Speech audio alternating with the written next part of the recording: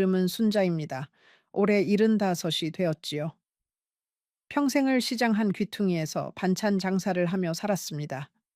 새벽 4시에 일어나 콩나물을 다듬고 멸치를 볶고 김치를 담그며 그렇게 40년을 버텼지요. 손가락 마디마디가 휘어지고 무릎은 계단을 오를 때마다 비명을 지릅니다. 그래도 나는 한 번도 그 고생을 후회한 적이 없었습니다. 오직 내 아들 하나만을 위해 살았으니까요. 그 아들에게 평생 모은 재산 15억을 모두 넘겨준 지 정확히 석 달이 지났을 때 며느리가 우리 집 문을 두드렸습니다. 손에는 깔끔하게 인쇄된 요양원 안내 책자가 들려 있었지요. 그날 며느리의 얼굴을 나는 평생 잊지 못할 겁니다. 웃고 있었지만 그 웃음은 차가웠습니다. 마치 오래전부터 준비해둔 대사를 읽는 것처럼 말투가 매끄러웠어요. 어머니, 요즘 무릎도 안 좋으시고 혼자 계시기 적적하시잖아요. 여기 한번 보세요. 아주 좋은 곳이에요. 나는 그 책자를 받아들었습니다. 손이 떨렸습니다. 종이 위에는 환하게 웃고 있는 노인들의 사진이 인쇄되어 있었고 그 아래에는 평생을 헌신하신 부모님께 드리는 마지막 선물이라는 문구가 적혀 있었지요. 마지막 선물, 그 네 글자가 내 가슴을 송곳처럼 찔렀습니다. 그 순간 나는 깨달았습니다. 내가 평생 키운 아들이 내가 시장 바닥에서 무릎을 꿇고 절여온 그 김장독 같은 인생이 며느리의 손에 들린 종이 한 장으로 정리되고 있다는 사실을 말이지요. 나는 며느리의 눈을 똑바로 바라봤습니다. 그 눈에는 죄책감도 망설임도 없었습니다. 오직 계산만이 있었지요. 15억이라는 돈이 통장에 들어간 순간 나는 그들에게 더 이상 어머니가 아니라 처리해야 할 짐이 되어 있었던 겁니다. 모두 잠시 시간을 내어 생각해 보세요. 자식을 위해 모든 것을 바친 아버지나 어머니가 결국 받는 것은 무엇이라고 생각하시나요? 이 이야기를 듣고 있는 모든 분들, 진심을 담아 댓글에 적어주세요. 분명 자신의 삶을 온전히 자녀에게 바친 분들도 있을 것입니다. 그리고 구독 버튼을 누르는 것도 잊지 마세요. 선자 할머니의 이야기는 이제 막 시작되었으니까요. 지금부터 들려드릴 이야기는 내가 어떻게 그 요양원 책자 앞에서 무너지지 않았는지, 그리고 내가 평생 묻어두었던 비밀이 어떻게 그 집안을 뒤흔들었는지에 대한 것입니다. 잠시 후 여러분은 한 평범한 노파의 인생이 어떻게 한순간에 모두를 침묵하게 만들었는지 알게 되실 겁니다. 끝까지 들어주세요. 마지막 문장에서 여러분의 가슴이 한 번쯤은 무겁게 내려앉을 테니까요. 내 남편은 내가 42이 되던 해에 먼저 떠났습니다. 작은 운수 회사를 운영하다가 사업이 기울어 결국 빚만 남기고 세상을 등졌지요. 그때 우리 아들 민호는 겨우 15살이었습니다. 한창 사춘기를 겪고 있던 아이였지요. 아버지의 빈자리를 견디지 못해 학교에서 자주 싸우고 집에 들어오지 않는 날도 많았습니다. 나는 그 아이를 붙잡고 울었습니다. 엄마가 다 해줄게. 엄마만 믿고 따라와줘. 그날부터 내 인생은 오로지 아들 하나를 위한 것이 되었습니다. 시장 골목 끝에 작은 반찬 가게를 열었습니다. 보증금이 모자라 친정 어머니의 폐물까지 팔았지요. 가게라고 부르기도 민망한 2평짜리 공간이었습니다. 새벽 3시 반에 일어나 시장에 나가 채소를 골랐습니다. 가장 싱싱한 것을 고르려면 새벽 시간을 놓치면 안 됐거든요. 손이 시려 갈라지고 발은 퉁퉁 부어 신발이 들어가지 않을 정도였습니다. 그래도 나는 매일 아침 거울 앞에서 입꼬리를 끌어올렸습니다. 손님 앞에서 우는 얼굴을 보일 수는 없었으니까요. 민호는 그런 어미의 모습을 보며 자랐습니다. 처음에는 반항하던 아이도 점점 철이 들었지요. 고등학교에 들어가면서부터는 새벽에 가게에 나와 김치통을 옮겨주기도 했습니다. 나는 그때마다 속으로 다짐했습니다. 이 아이가 좋은 대학에 들어가 번듯한 직장을 얻으면 나는 그제야 허리를 펴고 살리라고. 그 다짐 하나로 그 긴 세월을 견뎠습니다. 민호는 결국 서울에 있는 좋은 대학에 들어갔습니다. 합격 통지서를 받던 날, 나는 가게 뒷문에 기대 한참을 울었지요. 기쁨의 눈물이 그렇게 짠지 그날 처음 알았습니다. 대학을 마친 민호는 큰 회사에 취직했습니다. 그리고 30이 되던 해에 한 여자를 데려왔지요. 이름은 지영이었습니다. 외모도 단정하고 말씨도 부드러웠지요. 나는 그 아이가 우리 집안에 들어오는 것이 너무 고마웠습니다. 가난한 홀어머니 밑에서 자란 아들에게 시집 와주는 색시가 어디 그리 흔하겠습니까? 결혼식 날 나는 신부의 손을 꼭 잡고 말했습니다. 고맙다. 정말 고맙다. 우리 아들 잘 부탁한다. 지영이는 환하게 웃으며 고개를 끄덕였습니다. 그 웃음을 나는 진심이라고 믿었습니다. 결혼 초기에는 정말 그랬습니다. 명절마다 집에 와 음식을 함께 만들었고 내 생일에는 작은 선물을 챙겨주었지요. 손주가 태어났을 때는 며느리가 산후조리를 우리 집에서 했습니다. 나는 그 한 달 동안 새벽마다 일어나 미역국을 끓이고 기저귀를 빨았습니다. 그때 며느리가 내 손을 잡으며 그러더군요. 어머니, 정말 친엄마처럼 잘해주셔서 고마워요. 그 말 한마디에 나는 또 40년 같은 세월을 견딜 힘을 얻었습니다. 손주 준영이가 7살이 되던 해 민호가 사업을 시작하겠다고 했습니다. 회사를 그만두고 친구와 함께 작은 회사를 차린다는 것이었지요. 자본금이 필요하다고 했습니다. 나는 망설이지 않았습니다. 그동안 모은 돈의 가게에 권리금까지 보태 3억을 마련해 줬습니다. 민호는 그때 내 앞에서 무릎을 꿇고 약속했습니다. 엄마, 이 돈은 반드시 갚을게요. 사업이 자리 잡으면 엄마 호강시켜 드릴게요. 나는 그 약속이 필요 없다고 했습니다. 내 어미가 너한테 바라는 게 어디 돈이겠냐고 했지요. 그런데 그 사업이 정말로 잘 됐습니다. 처음에는 작은 무역 회사로 시작했는데 운이 좋게도 그 분야가 호황을 맞았던 거지요. 3년 만에 회사 규모가 10배로 커졌고 민호는 강남에 아파트를 샀습니다. 며느리는 외제차를 몰기 시작했고 손주는 비싼 사립학교에 들어갔지요. 나는 그 모습을 보며 그저 웃었습니다. 내 평생 소원이 이루어진 것 같았으니까요. 가게도 정리하고 아들이 마련해준 작은 빌라에서 조용히 노년을 보낼 생각이었습니다. 그러던 어느 날 민호가 진지한 얼굴로 나를 찾아왔습니다. 엄마, 이제 엄마 명의로 되어 있는 재산 정리할 때가 된 것 같아요. 상속세 문제도 있고 미리 증여해 두는 게 절세면에서도 유리하대요. 나는 무슨 소리인지 잘 알아듣지 못했습니다. 세금이 어떻고 증여세가 어떻고 하는 말들이 어려웠지요. 그저 아들이 하라는 대로 도장을 찍었습니다. 그 자리에는 며느리도 함께 있었습니다. 며느리는 내 옆에서 친절하게 서류를 짚어주며 어디에 도장을 찍어야 하는지 알려주었지요. 그날 내가 넘겨준 것이 15억이었습니다. 평생 시장 바닥에서 모은 돈, 가게를 정리하며 받은 권리금, 그리고 남편이 남긴 작은 땅을 처분한 돈까지 모두 합친 액수였지요. 나는 솔직히 그 숫자가 얼마나 큰 돈인지 실감조차 나지 않았습니다. 그저 통장에 찍힌 숫자였을 뿐 나에게는 그 돈으로 무언가를 사고 싶은 마음도 없었으니까요. 도장을 찍고 집으로 돌아오는 길에 며느리가 내 손을 꼭 잡으며 말했습니다. 어머니, 이제부터는 저희가 잘 모실게요. 걱정하지 마세요.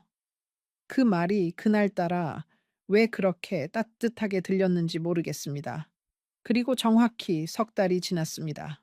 그 석 달 동안 아들 부부에게 변화가 생겼습니다. 처음에는 작은 변화였지요. 명절에 자주 오던 며느리가 어쩐지 일이 바쁘다며 발길을 줄였습니다. 손주가 학원이 많아 집에 데려오기 힘들다고 했고요. 민호도 전화가 뜸해졌습니다. 내가 먼저 전화를 걸면 회의 중이라거나 손님이 와 있다며 짧게 끊기 일쑤였지요. 나는 그저 사업이 바빠서 그러려니 했습니다. 다 큰 자식을 어찌 매일 곁에 두겠습니까? 그러던 어느 토요일 오후 며느리가 혼자 우리 집에 왔습니다. 손에는 종이 가방이 하나 들려 있었습니다. 나는 반가운 마음에 얼른 차를 끓였지요. 며느리는 평소와 다르게 차를 마시지 않고 그저 만지작거리기만 했습니다. 무슨 할 말이 있는 것 같았지만 쉽게 입을 떼지 못하는 것 같았어요. 한참 만에 며느리가 종이 가방에서 무언가를 꺼냈습니다. 그것이 바로 그 요양원 안내 책자였지요. 어머니, 사실은 저희가 요즘 너무 바빠서 어머니 챙겨드리기가 어려워요. 그렇다고 어머니를 혼자 두는 것도 마음이 너무 안 좋고요. 며느리의 목소리는 떨리지 않았습니다. 마치 오래 연습한 대사 같았지요. 여기는 정말 시설도 좋고 의료진도 상주하고 또래 어르신들도 많아서 외롭지 않으실 거예요. 저희가 자주 찾아뵐게요. 나는 그 책자를 한 장 한 장 넘겨봤습니다. 사진 속 노인들은 모두 환하게 웃고 있었지만 그 웃음 뒤에 어떤 외로움이 숨어 있을지 나는 짐작할 수 있었습니다. 민호는 이걸 알고 있니? 내가 물었습니다. 며느리는 잠시 말을 멈췄습니다. 그리고는 천천히 고개를 끄덕였지요. 네, 어머니. 사실은 저희 둘이 오래 상의했어요. 어머니께 가장 좋은 길이 뭘까 하고요. 그 말을 듣는 순간 나는 가슴 깊은 곳이 무너지는 것을 느꼈습니다. 오래 상의했다고 했지요. 그 오랜 상의 끝에 나온 결론이 어머니를 시설로 보내는 것이라니. 15억을 받은 지 석 달 만에 말입니다. 여러분, 잠시 숨을 고르고 들어주세요. 그날 밤 나는 한숨도 자지 못했습니다. 침대에 누워 천장만 바라봤지요. 천장의 무늬가 마치 내 인생처럼 얽혀 있는 것 같았습니다. 시장에서 보낸 그 새벽들, 손이 갈라져 피가 나도 멈출 수 없었던 그 순간들, 그리고 아들이 합격 통지서를 들고 뛰어왔던 그날의 햇살까지. 그 모든 것이 결국 요양원 책자 한 장으로 끝나는 것이었을까요? 나는 그 질문에 답을 찾지 못한 채 아침을 맞았습니다.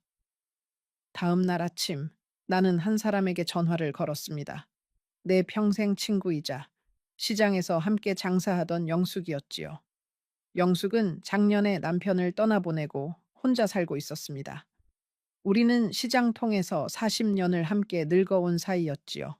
영숙에게 모든 이야기를 했습니다. 며느리가 가져온 책자 이야기, 그리고 그 석 달간의 변화에 대해서요. 영숙은 한참을 말없이 듣더니 한숨을 길게 내쉬었습니다. 그리고 이렇게 말했지요. 순자야, 너 진짜 그 돈을 다 줘버린 거니? 도장을 찍기 전에 나한테 한마디만 했어도. 영숙은 자기 사촌 동생 이야기를 해줬습니다.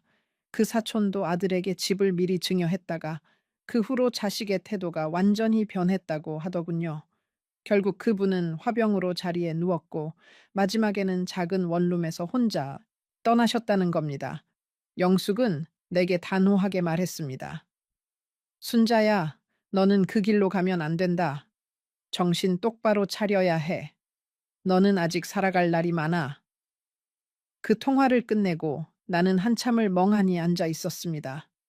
영숙의 말이 귓가에서 떠나지 않았어요. 정신을 똑바로 차려야 한다는 그 말. 살아갈 날이 아직 많다는 그 말. 나는 거실 한가운데 놓인 그 요양원 책자를 다시 한번 들여다봤습니다. 사진 속 노인들의 웃음이 어쩐지 그날따라 더 공허해 보였습니다. 그러다 문득 거울 앞에 서봤지요.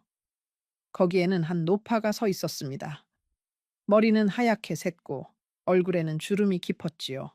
하지만 그 눈빛만큼은 시장 바닥에서 40년을 버텨온 사람의 눈빛이었습니다. 그 거울 속 얼굴을 한참 바라보다가 나는 천천히 입을 열어 혼자 중얼거렸습니다. 순자야, 너는 평생 누군가에게 굴복한 적 없는 사람이다. 시장 사람들이 자릿세를 올리려 할 때도, 빚쟁이들이 가게 문 앞에 서 있을 때도 너는 한 번도 무릎을 꿇지 않았다. 그 말을 하면서 나는 천천히 허리를 폈지요. 무릎이 비명을 질렀지만 마음만큼은 40년 전 그 시장 골목에 서 있던 젊은 어미로 돌아간 듯 했습니다. 자식이라고 해서 다를 게 있겠냐는 생각이 들었어요. 사랑은 사랑이고 도리는 도리입니다. 그 두 가지를 헷갈려서는 안 되는 법이지요. 그러다 문득 한 가지 생각이 떠올랐습니다. 그것은 아주 오래된 기억이었지요. 내가 젊었을 때 시장에 자주 오시던 변호사 한 분이 있었습니다. 그분은 내가 만든 깍두기를 유난히 좋아하셨지요. 매주 토요일 오후가 되면 회색 양복 차림으로 가게 앞에 나타나 깍두기 한 통과 멸치볶음을 사 가시곤 했습니다. 점잖으신 분이었지요. 한 번도 값을 깎으려 하지 않으셨고 거스름 돈도 받지 않으시는 분이었습니다. 사업이 어려워 빚더미에 앉아 있을 때 그분이 나에게 무료로 법률 상담을 해 주신 적이 있었습니다. 그때 그분이 하신 말씀이 지금도 또렷이 기억납니다.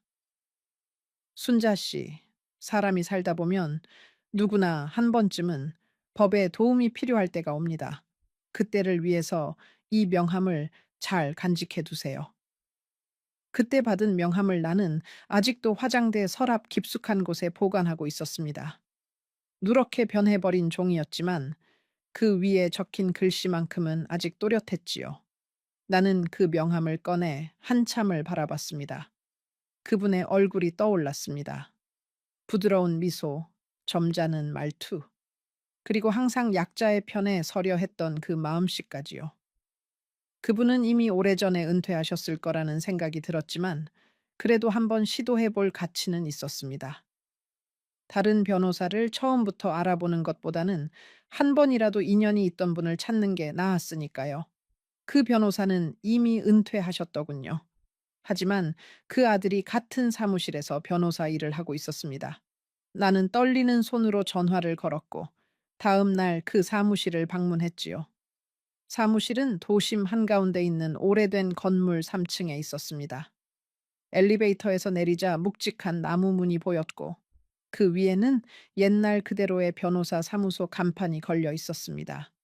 문을 열고 들어가자 젊은 변호사가 자리에서 일어나 정중하게 인사했습니다. 그는 아버지의 명함을 보더니 잠시 표정이 부드러워졌지요. 아버님께 깍두기사 드리시던 분이시군요. 어렸을 때 저녁 식탁에 그 깍두기가 자주 올라왔던 기억이 납니다. 그 한마디에 나는 마음이 조금 풀렸습니다. 낯선 사무실, 낯선 사람 앞이지만 어쩐지 오래된 인연이 그 자리를 따뜻하게 만들어주는 것 같았어요. 변호사는 차를 한 잔 내주며 천천히 이야기를 들어주었습니다. 나는 그동안 있었던 일을 차근차근 설명했지요. 15억을 증여한 경위, 그 후 석 달 동안의 변화, 그리고 며느리가 가져온 요양원 책자까지 모두요. 변호사는 한마디도 끊지 않고 끝까지 들었습니다. 가끔 메모를 하고 가끔 고개를 끄덕이면서요. 다 듣고 나서야 그는 천천히 입을 열었습니다. 어머님, 일반적인 증여라면 되돌리기가 매우 어렵습니다. 하지만 한 가지 방법이 있긴 합니다. 그가 말한 것은 부담부 증여와 부양 의무에 관한 법리였습니다. 자식이 부모를 부양한다는 조건으로 재산을 증여받았는데 그 의무를 명백히 저버린 경우 증여를 해제할 수 있는 길이 열려 있다는 것이었지요. 다만 그것을 입증하는 것이 쉽지 않다고 했습니다. 자식 측에서는 분명 부양 의무를 다하려 했다고 주장할 것이고 그것을 반박할 객관적인 증거가 필요하다는 것이었어요. 변호사는 신중하게 말했습니다. 어머님, 이 길은 쉽지 않습니다. 그리고 이 길의 끝에서 가족 관계가 어떻게 될지도 알 수 없습니다. 그 점을 충분히 고려하셔야 합니다. 나는 그 자리에서 결심했습니다. 15억을 되찾기 위해서가 아니라 내 인생의 마지막 자존심을 지키기 위해서였습니다. 무릎을 꿇고 살아온 평생이었지만 마지막만큼은 두 발로 서서 떠나고 싶었으니까요. 변호사에게 그 말을 했더니 그는 잠시 말없이 나를 바라봤습니다. 그리고 천천히 고개를 끄덕였지요. 어머님의 마음을 이해합니다. 함께 차근차근 해봅시다. 사무실을 나서며 나는 묘한 안도감을 느꼈습니다. 누군가 내 편에 서줄 사람이 한 명 있다는 것만으로도 그렇게 든든한 일이 또 있을까 싶었습니다. 집으로 돌아오는 버스 안에서 나는 창밖을 바라봤습니다. 익숙한 거리, 익숙한 풍경이었지만 그날따라 모든 것이 새롭게 보였지요. 사거리에서 신호를 기다리는 노인들, 손주의 손을 잡고 걸어가는 할머니, 시장 입구에서 바삐 움직이는 상인들, 모두가 자기 인생을 살아가고 있었습니다. 나도 그래야 했습니다. 누군가의 어머니로, 누군가의 시어머니로, 누군가의 할머니로 살아온 시간이 너무 길었지요. 이제는 한 명의 순자로 자기 자신의 인생을 끝까지 책임지는 사람으로 서야 할 때였습니다. 그날 이후 나는 조용히 준비를 시작했습니다.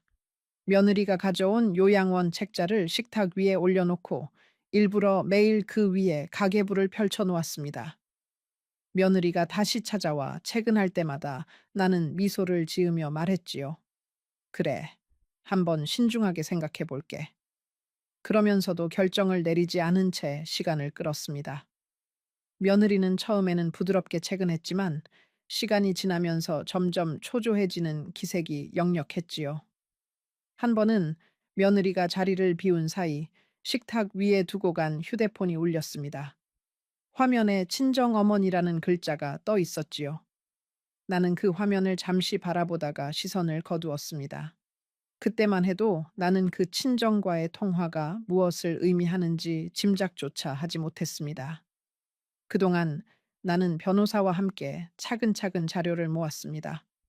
며느리가 보낸 메시지, 아들과의 통화 기록, 명절에 오지 않은 흔적, 손주가 우리 집에 발길을 끄는 시점까지 모두 기록했지요. 변호사는 작은 수첩 하나를 주며 매일매일 일기를 써보라고 했습니다. 누가 언제 전화를 했는지, 누가 언제 다녀갔는지, 어떤 말이 오갔는지를 일자별로 기록하라는 것이었지요. 처음에는 그것이 어색했습니다. 자식과의 일을 그렇게 기록한다는 게 마치 적을 감시하는 것 같아 마음이 무거웠어요. 하지만 변호사의 말이 옳았습니다. 시간이 지나면 기억은 흐려지지만 종이에 적힌 글자는 변하지 않으니까요. 그 수첩에 적힌 내용을 보면 볼수록 마음이 무거워졌습니다. 증여서에 도장을 찍은 그날 이후 민호로부터 온 안부 전화는 단 2번뿐이었습니다.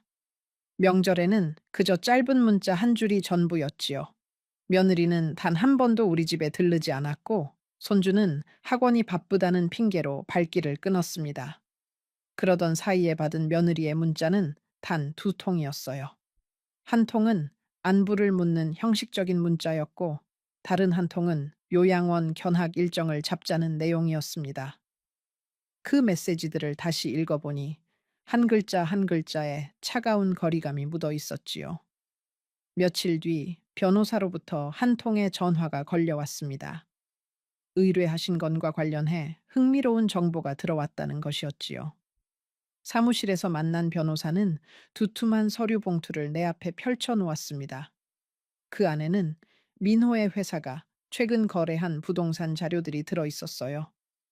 알아본 결과 증여받은 15억 중 상당 부분이 민호의 사업이 아닌 다른 곳으로 흘러간 정황이 보인다는 것이었습니다.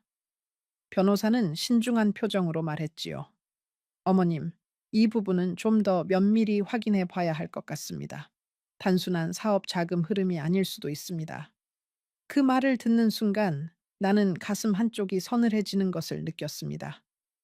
무언가 큰 그림이 그려지고 있었지만 그것을 정확히 알 수 없어 답답했지요. 변호사는 시간을 두고 차분히 알아보자고 했습니다. 너무 서두르면 오히려 일을 그르칠 수 있다고요. 사무실을 나서면서 나는 마음을 다잡았습니다. 진실이 무엇이든 그것을 마주할 준비가 되어 있어야 했지요. 그것이 비록 내 가슴을 다시 한번 무너뜨릴지라도 말입니다. 그러던 어느 날 뜻밖의 일이 일어났습니다. 손주 준영이가 갑자기 우리 집 문 앞에 나타난 겁니다. 학교 끝나고 곧장 왔다고 하더군요. 나는 깜짝 놀랐습니다. 준영이가 우리 집에 혼자 온 것은 거의 1년 만이었으니까요. 작은 가방을 메고 교복 차림으로 문 앞에 서 있는 손주의 모습을 보고 나는 한참을 그저 바라봤습니다. 키가 부쩍 자라 있었어요. 마지막으로 봤을 때보다 손가락 한 마디는 더 자란 것 같았지요. 그 사이에 나는 손주가 이렇게 자라는 것조차 모르고 살았던 것입니다. 손주는 가방을 내려놓고 식탁 앞에 앉았습니다. 나는 부랴부랴 부엌으로 가 손주가 좋아하던 식혜를 꺼내왔지요. 손주는 그것을 받아 들고는 한참을 마시지 않고 그저 컵만 만지작거렸습니다. 무언가 할 말이 있는 표정이었어요. 어린아이 치고는 너무 무거운 표정이었지요. 한참을 망설이다가 입을 열었지요. 할머니, 엄마 아빠가 할머니를 어디로 보내려고 한다는 거 진짜예요. 나는 손주의 그 말에 가슴이 철렁 내려앉았습니다. 어떻게 알았는지 묻자 준영이는 부모님이 안방에서 다투는 소리를 들었다고 했습니다. 며느리가 민회에게 이번 달 안에는 무조건 정리해야 한다고 했고 민호는 어머니가 안 가시면 어떻게 할 거냐고 했다더군요. 그리고 며느리가 마지막으로 한 말이 있었다고 했습니다. 그러면 친정엄마는 어떻게 해? 그 빚 다 내가 책임져야 하는 거잖아. 그 어린아이가 그 무거운 이야기를 듣고 얼마나 마음이 무거웠을지 생각하니 가슴이 미어졌습니다. 준영이는 눈물을 글썽이며 말했지요. 할머니, 저는 할머니랑 살고 싶어요. 할머니 가지 마세요. 그 순간 나는 결심했습니다. 더 이상 시간을 끌 필요가 없었지요. 나는 손주를 꼭 안아주며 말했습니다. 준영아, 할머니는 어디 안 갈 거다. 그러니까 너도 마음 단단히 먹어라. 손주는 그제야 안심한 듯 내 품에 안겼습니다. 나는 그 작은 등을 쓸어주며 다짐했습니다. 이 아이만큼은 부모가 어떤 사람이든 상관없이 내가 끝까지 지켜주리라. 손주는 한참을 내 품에 안겨 있다가 천천히 일어났습니다. 식혜를 한 모금 마시더니 또 다른 이야기를 꺼냈지요. 할머니, 외할머니 댁에 가봤는데요. 외삼촌이 우는 걸 봤어요. 외할머니가 빨리 어떻게든 해야 한다고 그러시고 외삼촌은 죄송하다고 그러시고요.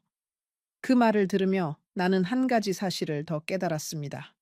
며느리의 친정 사정이 단순한 빚이 아니라 누군가의 인생을 통째로 흔들 만큼 심각하다는 것을요.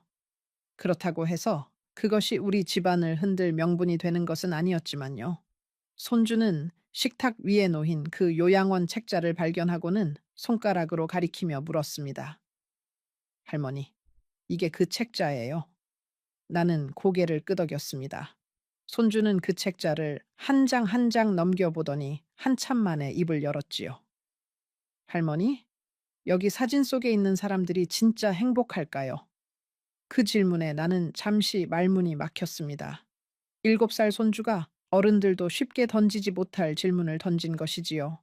사진 속 노인들의 웃음 뒤에 어떤 외로움이 숨어 있는지 어쩌면 그 어린아이는 본능적으로 알고 있었는지도 모릅니다.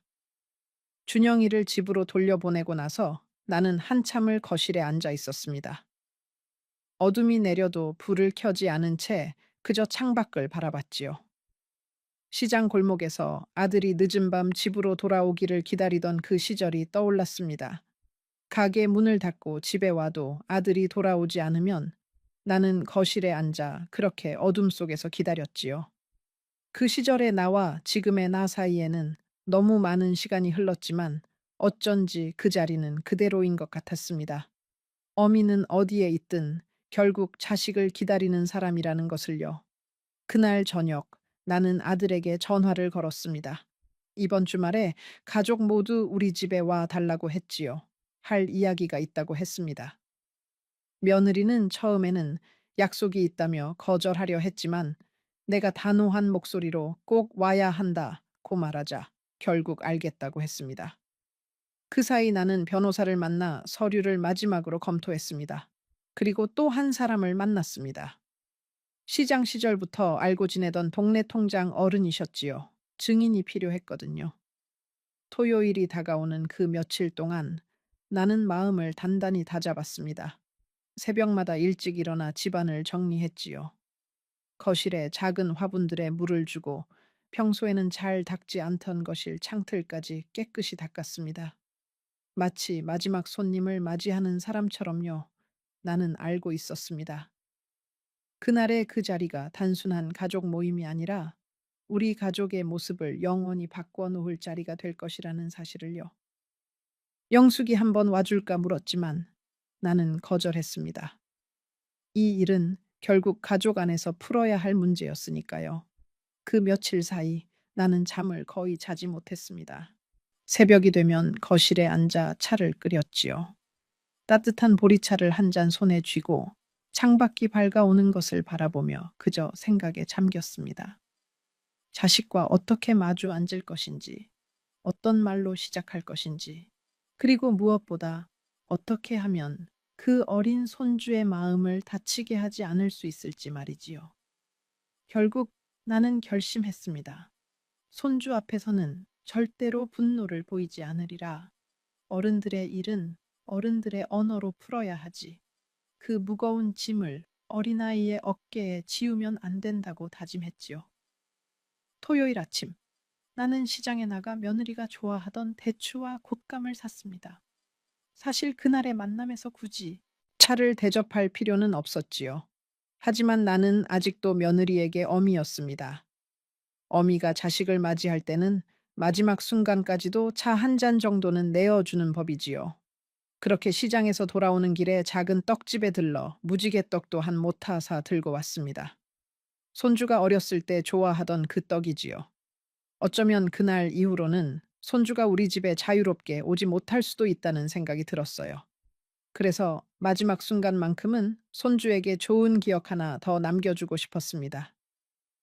토요일 오후, 아들 가족이 우리 집에 왔습니다. 며느리는 평소처럼 환하게 웃으며 들어왔지만 그 눈빛은 경계심으로 가득했지요. 무언가를 직감한 것 같았습니다. 민호도 어쩐지 안색이 좋지 않았어요. 손주 준영이만 천진하게 내 품으로 달려와 안겼습니다. 나는 미리 준비해둔 차를 내왔습니다. 평소 며느리가 좋아하던 대추차였지요. 며느리는 그 찻잔을 받아들고도 마시지 못했습니다. 분위기가 무거웠으니까요. 거실 한가운데 놓인 탁자 위에는 두 가지가 놓여 있었습니다. 하나는 며느리가 가져왔던 그 요양원 책자였고, 다른 하나는 변호사가 준비해준 두꺼운 서류 봉투였지요. 나는 천천히 자리에 앉아 두 사람을 똑바로 바라봤습니다. 그리고 입을 열었습니다. 민호야, 지영아. 오늘 내가 너희를 부른 건 한 가지 결정을 알리기 위해서다. 며느리의 얼굴이 살짝 굳었습니다. 민호는 시선을 피하며 어색하게 헛기침을 했지요. 나는 먼저 요양원 책자를 집어 들었습니다. 그리고 그것을 천천히 두 손으로 반으로 접었지요. 종이가 접히는 소리가 거실에 또렷이 울렸습니다. 이 책자는 어미가 받지 않을 거다. 나는 요양원에 가지 않는다. 며느리가 입을 열려 했지만 나는 손을 들어 그것을 막았습니다. 내가 너희에게 15억을 넘긴 것은 노후를 너희에게 의지하겠다는 약속이 있었기 때문이다. 내 목소리는 떨리지 않았습니다. 40년 시장 바닥에서 단련된 목소리였으니까요. 그런데 그 약속이 석 달 만에 이런 식으로 돌아왔구나. 어미는 더 이상 너희의 호의에 기댈 생각이 없다. 며느리가 황급히 끼어들었습니다. 어머니, 그게 무슨 말씀이세요? 저희는 그저 어머니 건강이 걱정되어서. 나는 며느리의 말을 끝까지 듣지 않았습니다. 대신 변호사가 준비해준 서류 봉투를 천천히 열었지요. 그 안에서 두툼한 서류를 꺼내 탁자 위에 펼쳐 놓았습니다. 그것은 증여 해제 청구서였습니다. 부양 의무 불이행을 사유로 한 정식 법적 서류였지요. 며느리의 얼굴이 하얗게 질렸습니다. 민호는 그 서류를 보더니 자리에서 벌떡 일어났지요. 엄마, 이게 다 뭐예요? 변호사를 만나셨다고요? 그래, 만났다. 나는 차분하게 대답했습니다. 너희가 어미를 시설로 보내려고 상의하는 그 시간에 어미는 어미의 노년을 지킬 방법을 상의하고 있었다. 민호의 얼굴에 당황과 분노가 동시에 떠올랐습니다. 며느리는 어쩔 줄 몰라 손만 만지작거렸지요. 이건 너무 하시는 거 아닙니까? 우리가 어머니를 버리려고 한 게 아니잖아요. 민호가 큰 소리로 말했습니다. 그러자 옆에서 듣고 있던 손주 준영이가 갑자기 울음을 터뜨렸지요. 준영이의 울음소리에 거실이 잠시 정적에 빠졌습니다. 나는 손주를 끌어안으며 며느리와 아들을 번갈아 봤습니다. 이 아이도 다 알고 있었다. 너희가 안방에서 한 이야기를 이 아이가 들었다더라. 며느리의 얼굴이 더욱 하얗게 변했습니다. 자기 아들이 그 모든 것을 듣고 있었다는 것을 몰랐던 모양이지요. 민호도 그제야 입을 다물었습니다. 자기 아들 앞에서 차마 더 이상 변명을 늘어놓을 수가 없었던 겁니다. 며느리는 손주에게 다가가 무릎을 꿇었습니다. 준영가, 엄마가 미안해. 엄마가 정말 미안해. 손주는 며느리를 밀어내며 내 품에 더 깊이 안겼습니다. 그 어린아이가 자기 어미를 거부하는 모습을 보는 것은 어쩌면 그날 그 자리에서 가장 가슴 아픈 장면이었을 겁니다. 며느리도 그것을 느꼈는지 자리에서 일어나지 못한 채 한참을 그대로 있었습니다.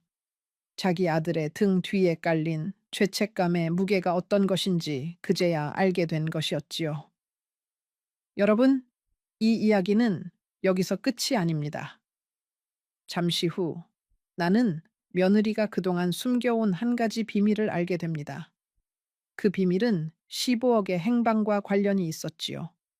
그리고 그 진실을 마주한 순간 나는 처음으로 내 평생을 지탱해 온 한 가지 믿음이 무너지는 것을 느꼈습니다. 그 비밀이 무엇인지 잠시만 더 들어주세요. 곧 모든 것을 말씀드릴 테니까요. 그날 저녁 식사 자리는 결국 어색하게 끝났습니다. 민호와 며느리는 서둘러 손주를 데리고 집을 떠났지요. 떠나기 전 민호는 내게 한마디만 했습니다. 엄마, 며칠만 시간을 주세요. 저희도 생각을 좀 해봐야겠어요. 나는 고개를 끄덕였습니다. 더 이상 할 말이 없었으니까요. 그리고 그날 밤 나는 또 한 통의 전화를 받았습니다. 영숙이었지요. 영숙은 다급한 목소리로 말했습니다. 순자야, 너 혹시 며느리네 친정에 대해 들은 적 있니? 영숙은 시장에서 우연히 한 사람을 만났다고 했습니다. 그 사람은 며느리 친정과 같은 동네에 사는 분이었지요. 시장에서 떡집을 하시는 분이었는데 며느리 친정과 한 골목 차이로 사신다고 했습니다.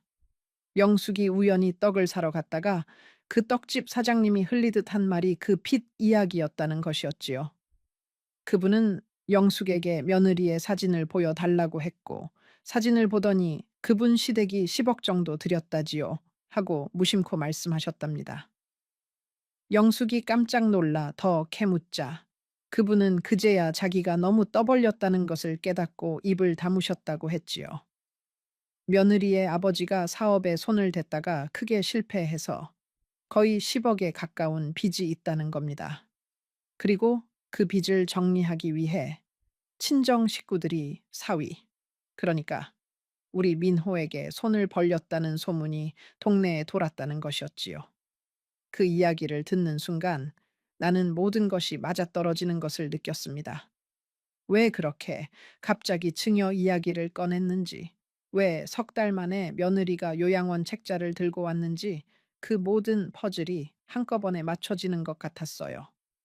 15억이라는 돈은 내 노후를 위해 사용된 것이 아니라 며느리 친정의 빚을 갚는 데 흘러간 것이었지요. 그리고 빈손이 된 며느리는 더 이상 시어머니를 모실 여유가 없어진 것이었습니다. 아니, 정확히 말하면 시어머니를 모실 의지가 없어진 것이었지요. 나는 그날 밤 다시 한숨도 잠을 이루지 못했습니다. 분노보다는 허탈함이 더 컸습니다. 내가 평생을 바쳐 키운 아들이 어떻게 자기 어미의 돈을 처가에 흘려보낼 수 있단 말인가. 그리고 그것을 알면서도 내게는 한마디 상의도 없이 모든 것을 결정한 며느리에게 또 다른 분노가 일었지요. 하지만 동시에 며느리의 입장도 짐작이 갔습니다. 친정이 무너지는 것을 보며 얼마나 절박했을까요? 그렇다고 해서 그것이 시어머니를 시설로 보낼 명분이 될 수는 없었지만 말입니다. 그날 새벽, 나는 거실에 앉아 오래된 사진첩을 꺼내 봤습니다. 사진첩 첫 페이지에는 남편과 함께 찍은 결혼 사진이 붙어 있었지요.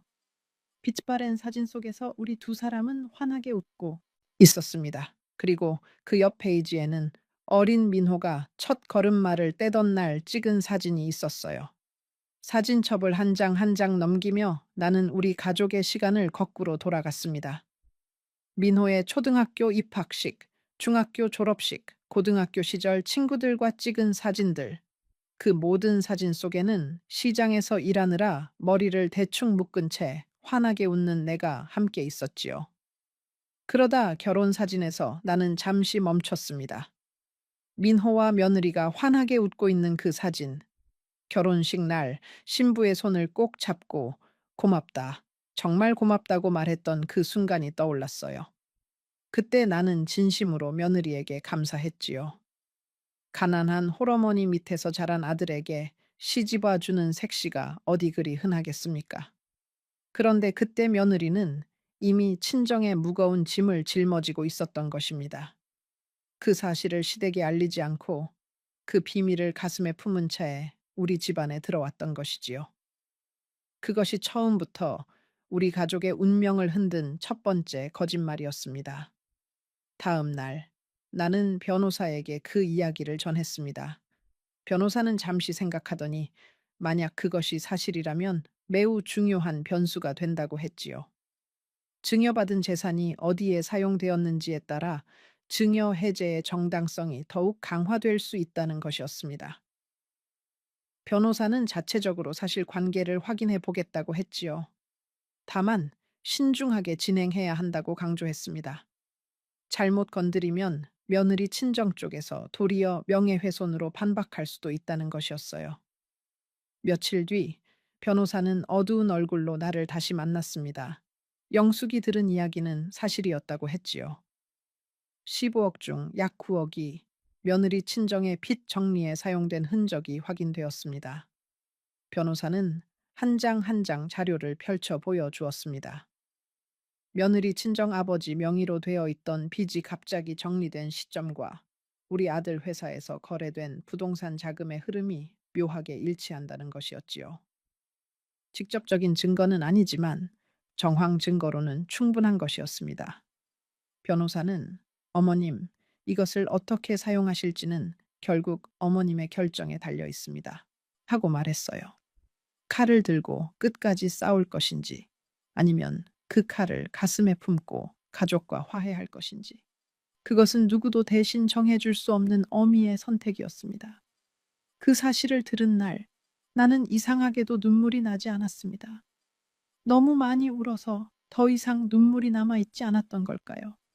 아니면 마음이 이미 단단히 굳어버린 걸까요?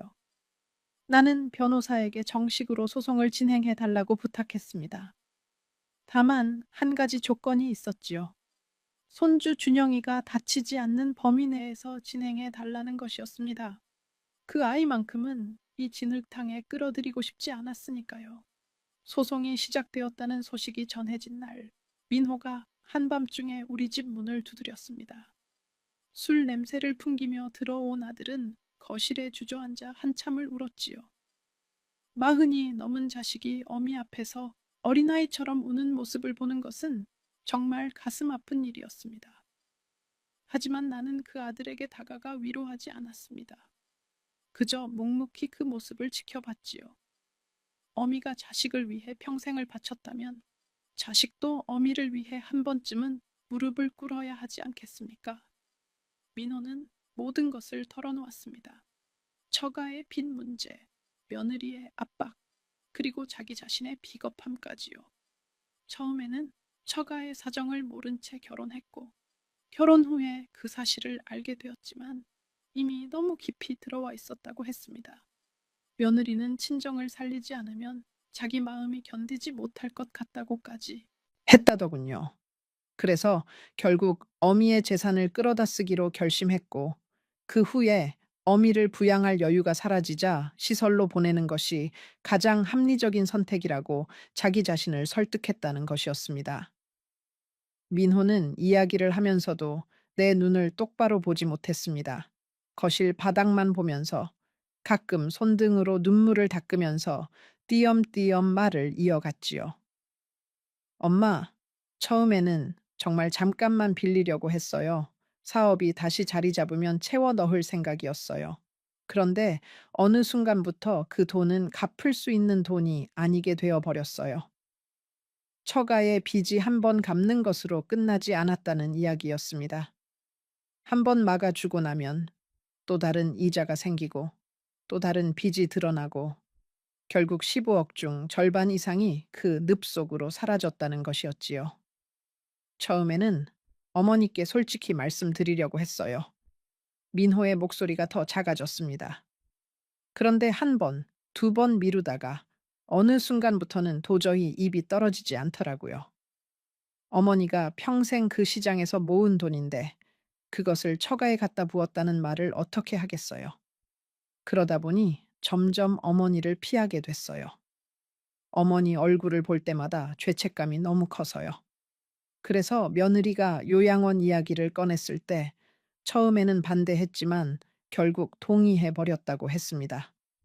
어머니가 시설에 가시면 매일 얼굴을 마주치지 않아도 되니까 그 죄책감에서 도망칠 수 있다고 생각했다는 것이었지요. 나는 아들의 이야기를 끝까지 들었습니다. 그리고 천천히 입을 열었지요. 민호야, 어미는 너에게 화가 나는 게 아니다. 어미가 가장 슬픈 건 네가 어미를 의지할 사람이 아니라 처분할 짐으로 봤다는 사실이야. 민호는 고개를 푹 숙였습니다. 더 이상 어떤 말도 할 수 없는 표정이었지요. 처가의 사정이 어려웠다면 어미에게 와서 솔직히 말했어야 했다. 어미가 너희 부탁을 거절했을 것 같으냐? 어미는 네가 원하는 것이라면 무엇이든 내어줬을 거다. 다만 너에게 바란 건 단 하나, 솔직함이었어. 민호는 한참을 그 자리에 엎드려 있었습니다. 어렸을 적 잘못을 했을 때 무릎을 꿇고 있던 그 모습 그대로였지요. 다만 그때는 작은 등이었지만 지금은 40년의 무게가 실린 큰 등이었습니다. 그 큰 등이 들썩이는 것을 보니 나도 모르게 손이 그쪽으로 향할 뻔했습니다. 하지만 나는 그 손을 거두었지요. 어미의 손이 자식의 등에 닿는 것은 위로가 됩니다. 하지만 그 위로가 너무 빨리 오면 자식은 자기 잘못의 무게를 제대로 느끼지 못한 채 일어서 버립니다. 진짜 사랑은 때로 그 무게를 충분히 느끼게 해주는 것이지요. 엄마, 죄송해요. 정말 죄송해요. 민호가 거의 들리지 않을 만큼 작은 소리로 중얼거렸습니다. 어떻게든 다시 돌릴게요. 시간이 걸리더라도 갚을게요. 어머니 노년만큼은 제가 책임질게요. 그 말을 듣는 순간 나는 한참을 침묵했습니다. 자식의 그 다짐을 받아들일지 말지 결정해야 했지요. 받아들이기 쉽지 않았습니다. 한 번 깨진 신뢰를 다시 쌓는 일은 새로운 신뢰를 쌓는 것보다 몇 배는 어려운 일이니까요. 하지만 동시에 나는 알고 있었습니다. 자식을 영원히 미워하는 어미는 세상에 없다는 것을요. 그날 밤 민호는 새벽까지 우리 집 거실에서 잠들지 못했습니다. 나도 안방에서 천장을 바라보며 누워 있었지요. 거실에서 가끔씩 흐느끼는 소리가 들려왔습니다. 그 소리를 들을 때마다 가슴이 미어졌지만 나는 일어나지 않았습니다. 자식이 스스로 무언가를 깨닫는 시간을 빼앗고 싶지 않았으니까요. 새벽이 되자 거실이 조용해졌습니다. 나는 살며시 일어나 거실로 나가 봤지요. 민호는 소파에 웅크려 잠들어 있었습니다. 그 모습이 어쩐지 15살 그 아이로 돌아간 것 같아 보였습니다. 나는 옷장에서 얇은 이불을 꺼내 그 어깨에 살며시 덮어 주었습니다. 잠든 아들의 얼굴을 한참 바라봤지요. 40이 넘었어도 잠든 모습은 어렸을 때와 다를 게 없었습니다. 입술을 살짝 벌리고 눈썹은 미간 사이로 살짝 모인 채로 자고 있었어요. 어렸을 때 시장에서 늦게 돌아와 잠든 아들 옆에서 나는 이렇게 한참을 바라봤었지요. 그 어린아이가 어떻게 이렇게 자라 어미를 시설로 보내려는 어른이 되었을까? 그 사이의 시간이 어디서 어긋난 것일까? 그런 질문들이 마음속에 무겁게 가라앉았습니다. 나는 거실 한 구석에 앉아 새벽 풍경을 바라봤습니다. 창밖이 조금씩 밝아오기 시작했지요. 새들이 울기 시작했고 멀리서 첫 버스가 지나가는 소리가 들렸습니다. 그 평범한 새벽 풍경을 바라보며 나는 한 가지 사실을 깨달았어요. 나는 이 아들을 미워할 수 없었습니다. 미워해야 마땅한데 그렇게 되지 않았어요. 그것은 내 의지가 약해서가 아니라 엄이라는 자리가 본래 그런 자리였기 때문이지요. 자식이 어떤 잘못을 해도 어미는 그 잘못의 절반은 자기 책임으로 짊어지고 살게 되는 법입니다. 며칠 뒤 며느리가 혼자 우리 집에 찾아왔습니다. 이번에는 손에 아무것도 들려 있지 않았습니다. 화장기 없는 얼굴에 머리도 대충 묶은 채였지요. 평소에 깔끔하고 단정한 모습과는 완전히 달랐습니다. 며느리는 거실에 들어서자마자 무릎을 꿇었습니다. 그리고 한참을 울었지요. 나는 그 모습을 보고도 일으키지 않았습니다. 다만 천천히 며느리 앞에 앉아 그저 바라봤지요. 사람이 사람에게 사과하는 데에는 충분한 시간과 공간이 필요하니까요. 며느리는 모든 것을 자백했습니다. 친정의 빚을 막기 위해 시작된 일이 어떻게 시어머니를 처분하는 계획으로 이어졌는지, 그 과정에서 자기 자신이 얼마나 추악해졌는지를 떨리는 목소리로 털어놓았지요. 친정 아버지가 처음 사업을 시작할 때 빌렸던 돈이 점점 불어나 마지막에는 거의 10억에 가까운 빚이 되었다고 했습니다. 그 빚을 갚지 못하면 친정 식구들이 모두 길거리로 나앉을 처지였다고요. 며느리는 그 사실을 결혼할 때부터 시댁에 숨기고 있었다고 했습니다. 그것이 첫 번째 잘못이었지요. 두 번째 잘못은 그 빚을 시어머니의 돈으로 막기로 결심한 것이었고, 세 번째 잘못은 그 후에 시어머니를 시설로 보내는 것을 자기 안에서 합리화한 것이었습니다. 어머니, 저는 처음부터 잘못된 길을 걸었어요. 며느리의 목소리가 떨렸습니다. 결혼할 때 친정 사정을 솔직하게 말씀드렸어야 했어요. 그런데 그러면 결혼이 어그러질까봐 무서워서 숨겼어요.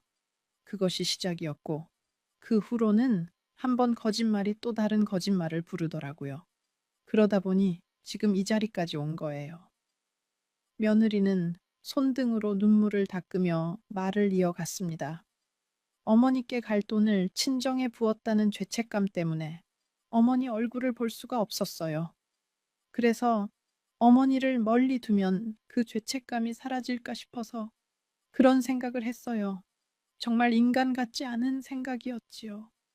그리고 마지막에 이렇게 말했습니다. 어머니, 저는 용서받을 자격이 없는 사람입니다.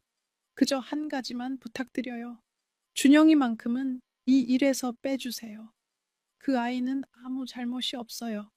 그 아이가 할머니를 좋아하는 그 마음만큼은 다치지 않게 해주세요. 그 말에 나는 처음으로 눈시울이 붉어졌습니다. 며느리도 결국 어미였구나 싶었거든요. 사람은 누구나 누군가의 자식이고 또 누군가의 부모입니다. 그 자리에서 흔들리지 않는 사람은 없지요. 며느리도 친정의 딸이라는 자리에서 흔들렸고 자기 아들의 어미라는 자리에서 또 흔들리고 있었습니다. 나는 며느리에게 일어나라고 했습니다. 그리고 차를 한 잔 끓여 그녀 앞에 놓았지요. 지영아, 사람이 살다 보면 누구나 한 번쯤은 잘못된 길을 갈 수 있다. 어미도 그랬고 너도 그랬을 뿐이다. 며느리는 그 말에 더 크게 울었습니다. 다만 한 가지는 분명히 해야 한다. 어미가 15억을 다시 돌려받는 것은 너희를 벌하기 위해서가 아니다. 어미의 마지막 자존심을 지키기 위해서다. 그것을 너희가 이해해 주어야 한다. 소송은 결국 합의로 마무리되었습니다.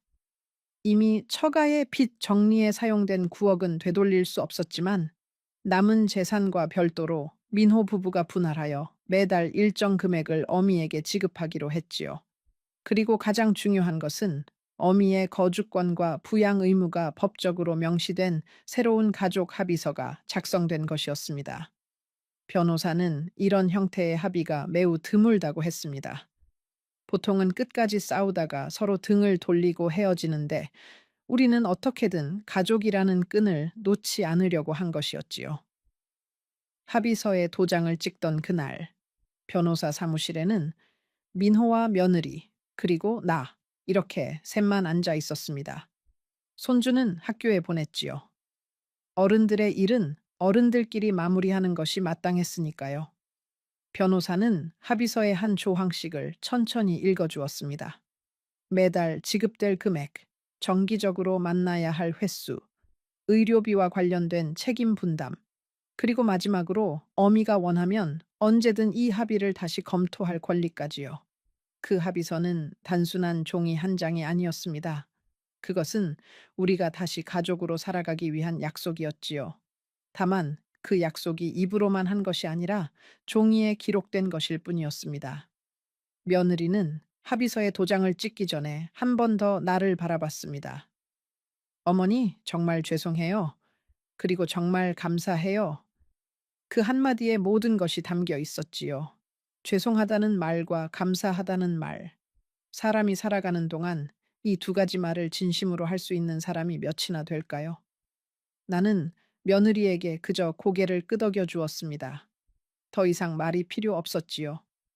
지나간 시간을 되돌릴 수는 없지만 앞으로 올 시간을 어떻게 채워가느냐는 우리 모두의 선택이었으니까요. 사무실을 나서면서 민호가 내 어깨에 살며시 손을 얹었습니다. 엄마, 모셔다 드릴게요. 같이 점심 드시고 가세요.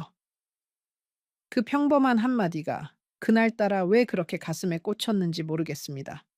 사실 그것은 자식이 어미에게 할 수 있는 가장 평범한 말이지요. 그런데 그 평범한 말 한마디가 우리 사이에는 그토록 오랫동안 사라져 있었던 것입니다. 우리 셋은 가까운 식당에서 함께 점심을 먹었습니다. 처음에는 어색했지요. 무슨 말을 해야 할지 몰라 모두가 음식만 깨작거렸습니다. 하지만 어쩐지 그 어색함조차도 따뜻하게 느껴졌어요. 식사를 마칠 무렵 민호가 천천히 입을 열었습니다. 엄마, 다음 주말에 준영이랑 우리 셋이 한번 같이 어디 다녀올까요? 엄마가 가고 싶으신 곳 있으면 말씀해 주세요. 그 말을 듣는 순간 며느리도 옆에서 고개를 들어 나를 봤습니다. 두 사람 다 조심스러운 표정이었지요. 나는 잠시 생각하다가 대답했습니다. 남편 산소에 한번 가보고 싶다. 사실 작년부터 가야지 하면서 못 갔어. 같이 가줄 수 있겠니? 민호의 눈가가 잠시 붉어졌습니다. 그러고는 묵묵히 고개를 끄덕였지요. 그 다음 주말, 우리 가족은 시골에 있는 남편의 산소에 함께 갔습니다. 가는 길 차 안에서 손주는 신이 나서 떠들었고, 민호는 운전을 했고, 며느리는 도시락을 챙겼습니다. 마치 아무 일도 없었던 것처럼 평범한 가족 나들이 풍경이었어요. 하지만 그 평범함 속에 우리 모두는 알고 있었습니다. 이 평범함이 얼마나 어렵게 다시 찾아온 것인지를요. 산소 앞에서 나는 한참을 서 있었습니다. 풀이 무성하게 자란 봉분 앞에서 나는 남편에게 마음속으로 말을 건넸지요. 여보, 우리 아들 잘 키웠다고 자랑하려 했는데 이렇게 또 한 구비를 돌고서야 가족이 되었네요. 그래도 결국 가족이 되었으니 너무 걱정하지 마세요. 산소에서 내려오는 길, 손주가 내 손을 꼭 잡았습니다. 할머니, 다음 주말에는 우리 집에 오세요. 엄마가 김치찌개 끓일 거래요. 그 말을 듣고 나는 며느리를 슬쩍 바라봤습니다. 며느리는 살짝 웃었지요. 어머니가 가르쳐 주신 그 김치찌개요. 제가 잘 끓이는지 한번 봐주세요. 그 말에 나는 가슴이 따뜻해졌습니다. 며느리가 결혼 초기에 내 옆에서 김치찌개 끓이는 법을 배우던 그 시절이 떠올랐거든요. 그 시간이 다시 돌아올 수 있다는 것이, 그 평범한 일상이 다시 우리 곁에 머물 수 있다는 것이 얼마나 큰 축복인지를요. 그 후로 1년이 지났습니다. 며느리는 처음 몇 달간은 우리 집에 오는 것을 어려워했지요. 하지만 시간이 지나면서 조금씩 발걸음이 잦아졌습니다. 명절에는 다시 우리 집에 와 음식을 만들었고, 가끔은 손주를 데리고 와 하룻밤 자고 가기도 했습니다. 처음과 같은 친밀함은 다시 없을지도 모릅니다. 한번 깨진 그릇은 아무리 잘 붙여도 그 자국이 남는 법이니까요. 하지만 그 자국조차도 우리 가족의 일부가 되었습니다. 며느리의 친정 사정은 그 후에도 한동안 어려웠습니다. 친정 아버지는 결국 작은 가게를 정리하고 시골로 내려가셨고, 친정어머니는 사찰 근처에서 봉사 활동을 하며 마음을 달래신다고 했지요. 며느리는 그 부모님을 자주 찾아뵈었지만 더 이상 우리 집안의 돈으로 그 일을 해결하려 하지 않았습니다. 그것이 며느리가 지키려 한 마지막 자존심이었지요. 한 번은 며느리가 내게 작은 봉투를 내밀었습니다. 친정에서 갚을 수 있는 만큼 갚으라고 받아온 돈이라고 했습니다. 큰 액수는 아니었지만 그 마음만큼은 결코 작지 않았어요. 나는 그 봉투를 받지 않았습니다. 대신 이렇게 말했지요. 지영아, 그 돈은 네가 손주에게 써라. 어미는 이미 충분히 받았다. 며느리는 한참을 망설이다가 결국 봉투를 다시 가방에 넣었습니다. 눈가가 촉촉해진 채로요. 어미가 자식에게 줄 수 있는 마지막 선물은 결국 무엇일까요? 그것은 돈도 아니고 재산도 아니고 그저 살아있는 동안 자식의 짐을 한 번이라도 더 덜어주는 것이 아닐까 싶었습니다. 준영이는 그 일 이후로 부쩍 어른스러워졌습니다. 학교가 끝나면 자주 우리 집에 들렀고 가끔은 자기 용돈으로 빵이나 과일을 사오기도 했지요. 어느 날은 학교에서 쓴 일기장을 보여주었는데 거기에 이렇게 적혀 있었습니다. 내가 어른이 되면 할머니처럼 단단한 사람이 되고 싶다. 흔들리지 않는 사람. 그 일기를 읽으며 나는 비로소 알았습니다. 내가 그 모든 일을 견뎌낸 이유가 어디 있었는지를요. 결국 그 작은 아이의 마음에 한 그루의 나무를 심어주기 위해서였구나 싶었습니다. 여러분, 이 이야기를 들으시면서 어떤 생각이 드셨나요? 누구를 비난하고 누구를 동정하시나요? 사실 이 이야기에는 절대적인 악인도 완전한 영웅도 없습니다. 모두가 자기 자리에서 무너지고 흔들리고 또 어떻게든 일어서려 했던 사람들일 뿐이지요. 며느리도 그 시점에서는 자기 친정을 살리려는 한 명의 딸이었고, 민호도 자기 가정을 지키려던 한 명의 가장이었습니다. 그리고 나는 그저 자식에게 버림받지 않으려는 한 명의 어미였을 뿐이지요. 다만 한 가지 분명한 사실은 있습니다. 부모와 자식 사이의 일은 단순히 돈으로 계산할 수 없다는 것이지요. 15억이라는 큰 돈도 결국 가족의 신뢰 앞에서는 한 줌의 모래에 불과합니다. 그리고 한 번 무너진 신뢰를 다시 쌓는 데에는 그 돈보다 더 큰 시간과 노력이 필요하지요. 만약 여러분이 지금 자식에게 무언가를 미리 물려주려고 생각하고 계신다면 한 번만 더 깊이 고민해 보시기 바랍니다. 줄 수 있는 것을 주는 것과 의지할 수 있는 자리를 잃는 것은 전혀 다른 문제이니까요. 오늘 밤 잠자리에 누우시면 한번 생각해 보세요. 여러분이 평생 일군 그 수고가 누군가에게는 책자 한 장으로 정리될 만큼 가벼운 것이 될 수 있다는 사실을요. 그리고 그것을 막을 수 있는 유일한 방법은 살아있는 동안 자기 자리를 분명히 지키는 것이라는 것을요. 어미라고, 부모라고, 자식의 인생을 위해 자기 자신을 모두 비워내는 것이 사랑의 전부는 아닙니다. 때로는 자기 자신을 지키는 것이 자식에게 줄 수 있는 가장 큰 가르침이기도 하지요. 이 이야기가 여러분의 마음에 울림을 주었기를 바랍니다. 그리고 만약 그렇다면 지금 화면에 나타나는 다음 이야기를 꼭 보러 가주세요. 그 이야기는 오늘 들으신 것보다 더 깊은 감동을 드릴 것이라 확신합니다. 놓치지 마세요. 할머니 순자의 이야기에 함께 해주셔서 감사합니다. 구독 버튼을 눌러주시면 다음 이야기로 다시 찾아오겠습니다.